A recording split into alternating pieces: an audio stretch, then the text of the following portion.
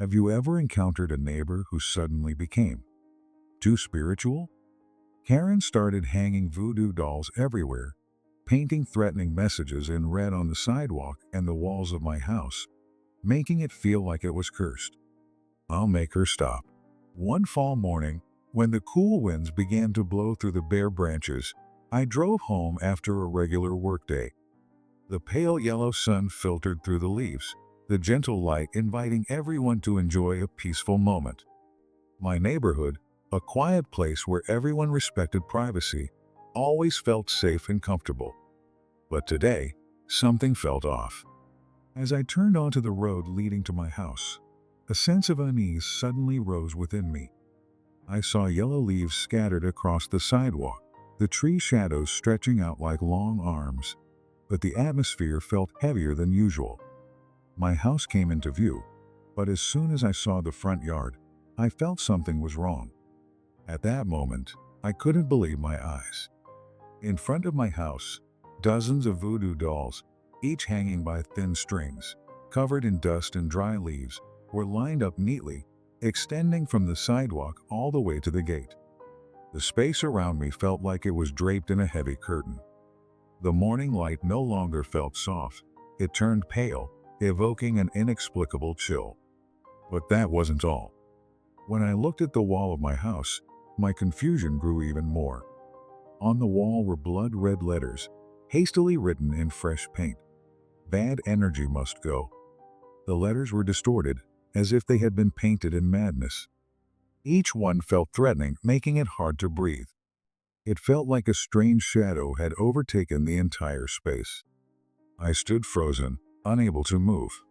The voodoo dolls still swayed in the wind, as though they were staring at me. I blinked several times, trying to make sense of what was happening, but I couldn't. No way. I whispered, my breath quickening, a strange sensation washing over my whole body. I began scanning the neighborhood, hoping it was just a prank by someone, but there was no one around. It was just me and the dolls swaying in the breeze. Then I saw her, Karen, the neighbor across the street, standing at the window, looking out with a strange expression, not an ounce of remorse or fear in her eyes. She didn't look directly at me, but I could feel her gaze, cold and distant, as if she were watching me from afar, waiting for a reaction. Karen, the woman I had once thought of as normal, always living peacefully and kindly, had now become a bizarre figure in the neighborhood. Recently, she had begun acting in inexplicable ways. People in the neighborhood said Karen had changed completely after a traumatic event. A family member of hers passed away, and since then, Karen believed in supernatural forces, in mystical things I couldn't understand. She started performing strange rituals, placing spiritual objects around her house, and even got a few others involved. But now, she had gone too far. I felt anger, but also confusion. My house had always been a place of peace and calm. I led a normal life, never causing conflict or arguments with anyone. How could she do this to me? How could she invade my privacy and impose her beliefs on my life? I stood there for a long time, frustration building inside me. The voodoo dolls, the red letters, this wasn't a joke or harmless fun. Karen had done this, and she had to be held accountable. I couldn't let this situation continue. I can't let this go on, I told myself, then decided to confront Karen right away. She needed to explain herself, to remove all of this before things got worse. I knocked on Karen's door, my hands trembling with anger and tension. A moment later, the door opened, and Karen stood there, her face devoid of emotion. Her eyes were vacant, as if she wasn't living in reality anymore, but in some other world, a place filled with energies and invisible forces. She looked at me, not surprised or apologetic. She just stood there, silent, as though I wasn't here to ask why, but to receive some kind of salvation. Karen, what are you doing? I tried to stay calm, but my voice couldn't hide the anger rising inside me. Why are there voodoo dolls and threatening messages in front of my house? Karen didn't answer immediately. She just stared at me, Her face blank, as if she was assessing me, as if I wasn't an old neighbor but a stranger she didn't know. Her eyes had a strange depth, as if she were looking through me into another world. "Your house has bad energy," Karen finally spoke, her voice gentle but firm. "I have to help you get rid of it." Her calmness drove me insane. "You have no right to do this," I shouted, unable to hold back anymore. "You're invading my privacy, Karen. You can't make me live in fear because of your crazy beliefs." Karen was unmoved. She just stood there, her eyes still fixed, emotionless. She sighed wearily, as if my words meant nothing to her. The air around us suddenly turned unusually cold. "You don't understand." Her voice came out softly but coldly. "I'm doing this to save you. Her death. I can't let it continue to harm us all." Karen's words stunned me. I looked up at her, trying to understand what she just said. "Her," I repeated, trying to make sense of Karen's vague words. "Who are you talking about?" Karen didn't answer immediately. Silence enveloped us like a thick curtain. She just looked down at the ground, as if thinking, but her gaze was full of worry, as if what she was saying carried a heavy weight. The silence dragged on, far too long to bear. I felt trapped in a swamp, unable to escape. I knew something had happened to Karen in the past, a loss that may have changed her forever, and now she wasn't the person I once knew. But no matter what it was, I couldn't let her continue acting like this. This wasn't the way to solve anything. "Karen, stop it," I yelled, losing patience. "You can't keep controlling me like this. You can't impose your beliefs on all of us. You need to stop right now." Karen remained silent, her eyes never leaving me, but there was no change in her gaze. It was uncomfortable to see her like this, as if she had gone too far and couldn't come back. She repeated, but this time her voice was full of pain. "Her death makes it impossible for me to live in peace. I can't let everyone continue living in ignorance. I have to protect you, protect myself." I stood there, still not fully understanding what she was saying. But in that moment, I realized that her words weren't just an excuse for her actions. They were a desperate cry, as if Karen was lost in her own world. Unable to continue standing there with unanswered questions, I decided not to let this situation go any further. I quickly turned away and started contacting the other neighbors. This wasn't just my problem, but a problem for the whole neighborhood. The whole neighborhood needs to know about this, I told myself, hurriedly walking home. She can't keep doing this. We have to clear this up before she causes more trouble for all of us. I called Linda, a close neighbor who had always been there for me. "Linda, we need to hold a community meeting. Karen put voodoo dolls in front of my house, and she's turning this neighborhood into a nightmare. We have to clear this up right now." Linda responded immediately, her voice filled with worry. "Oh my God, I've heard the rumors about her too. I'll call the others, we'll sort this out together. She can't keep doing this." I felt a bit of relief hearing Linda's support.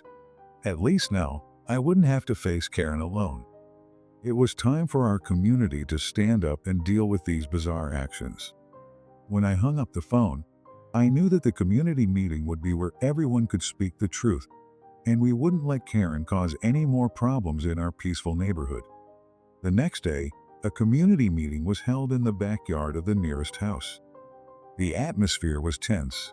Everyone gathered in small groups, whispering to each other, looking for reassurance. The murmurs were everywhere. Everyone felt uneasy about what had happened, but no one wanted to be the first to speak up. I looked around, took a deep breath, and stepped forward. "Listen to me," I started, my voice firm but filled with tension. "You've all seen it. Karen is trying to control everything in this neighborhood with her strange beliefs. She put voodoo dolls in front of my house and threatened me with these messages. We can't stay silent and let her do this.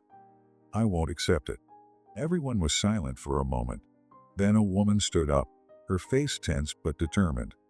"I've had to endure this too," she said, looking straight at Karen. "Karen did this to me.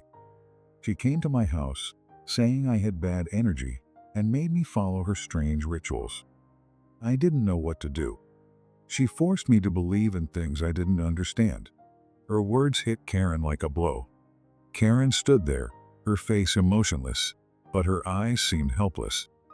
It had been a long time since her strange actions had been brought up, and now they were being exposed to the light. No one could stay silent anymore. Karen didn't say anything, just stood still, as if the words of those around her couldn't move her anymore. A man, Mike, a middle-aged neighbor, stood up, holding a plastic cup of water. "I remember when Karen first came to my house," he began, his voice deep, full of disappointment. "She said my house had bad energy, and I needed an exorcism. When I refused, she looked at me like I was a traitor. It's not that I don't respect her beliefs, but I can't accept her wanting to control everything in our lives." A few others started standing up, telling similar stories. Everyone had complaints, stories they had never dared to tell before. An elderly woman, Linda, her eyes full of concern, spoke up. "I saw Karen come to my door, holding a voodoo doll, and saying I had to clean the negative energy in my house. I tried to avoid her, but then she came back, forcing me to do as she said." The community began to react more strongly. No one was silent anymore. The stories, the emotions that had been suppressed for so long, exploded, creating a powerful wave, and I felt a new energy rising within me. It was time for us to stand up and protect our rights. "We can't let Karen keep doing this," I said, my eyes glowing with determination. "If she doesn't stop, we won't let her break this community. We'll stand up for our rights and our peace." A few people began clapping, supporting my words. The community was no longer silent. Each clap seemed like a sign of a small revolution, a necessary unity to face the threat Karen posed. Eyes now turned to Karen, no longer filled with fear, but with anger. Karen remained standing, silent. Her face began to harden, her gaze no longer determined as before. A neighbor stepped toward her, eyes full of resolve. "Karen, we demand you take down all these voodoo dolls and stop these strange actions. You've disturbed the peace of this neighborhood." Karen didn't react immediately, but in her eyes, anger and resentment rose like an undercurrent, as if a wave was about to crash. The entire neighborhood fell silent. Only the gentle breeze through the tree branches could be heard, creating an eerie stillness. All eyes were on her, waiting for an explanation, a change, but Karen remained still, unwilling to face reality. After a few seconds of silence, Karen stepped back, her fist clenched, her face showing no expression but a hardness, no apology, no explanation. She just bowed her head, her eyes not leaving the ground, and the silence between her and the community became thick, like an invisible wall no one could cross. However, in her eyes, I could feel the deep hurt, the terrible loneliness she was carrying. But that was not something I could sympathize with at this moment. Just then, one of the neighbors, David, who had always been on my side, approached and decided to act. "Don't just stand there watching," he said to the others, pointing at the voodoo dolls hanging from the branches. "We can't let her keep doing this. We have to take them down. This can't continue." A few others from the neighborhood started moving toward her, undeterred. They began removing the voodoo dolls, taking them down from the strings and branches Karen had hung them from. The dolls swayed in the wind like puppets with no master.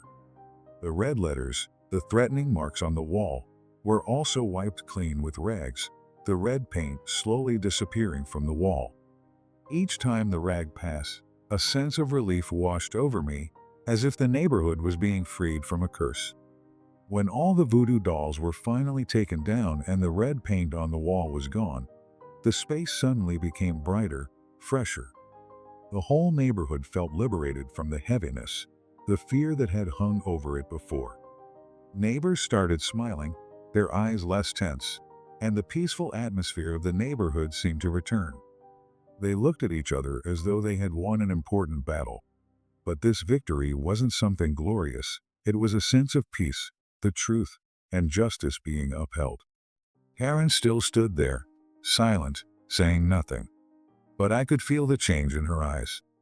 It seemed like something had broken in her gaze, no longer the determination and coldness as before.